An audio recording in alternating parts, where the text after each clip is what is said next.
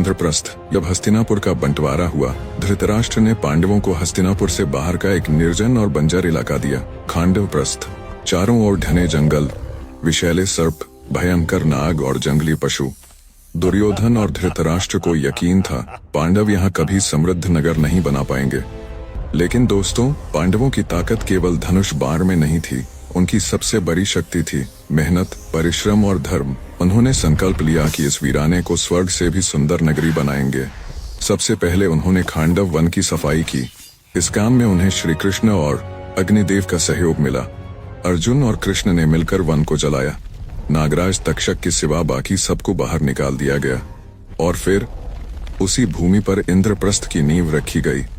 विश्वकर्मा ने इसे एक अद्भुत नगरी का रूप दिया।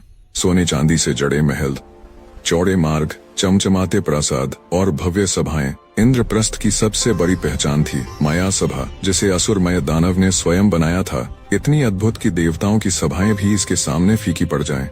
यही हुआ था वह प्रसंग जब दुर्योधन पानी को जमीन समझकर उसमें गिर पड़ा और पूरी सभा में उसका उपहास हुआ।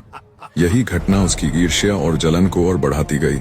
अब सवाल उठता है, क्या इंद्रप्रस्थ केवल कथा था या इसके प्रमाण भी हैं? दोस्तों, दिल्ली का पुराना किला, जिसे आज भी इंद्रप्रस्थ किला कहा जाता है, वहीं इसके अवशेष मौजूद हैं। भारतीय पुरातत्व विभाग की खुदाई में यहाँ से पेंटेड ग्रेवेयर के बर्तन मिले, मिट्टी के अवशेष, सिक्के और ढेरों प्राचीन चिन्ह मिले। पुराना किला उसी भूमि पर बना है जहाँ कभी पांडवों का स्वर्णिम महल खड़ा था। स्थानीय लोग आज भी इस स्थान को पांडवों का इंद्रप्रस्थ कहते हैं। सोचिए, अगर यह केवल कल्पना होता तो दिल्ली की परंपरा, लोक कथाएं और इतिहास सदियों तक इसे क्यों दोहराते रहते।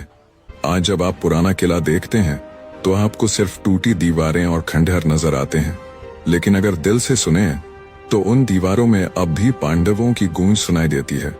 मानो द्रौपदी वहीं से गुजर रही हो, मानो अर्जुन अपना गांडीव थामे खड़े हों, मानो भीम अपनी गदा से धरती हिला रहे हों।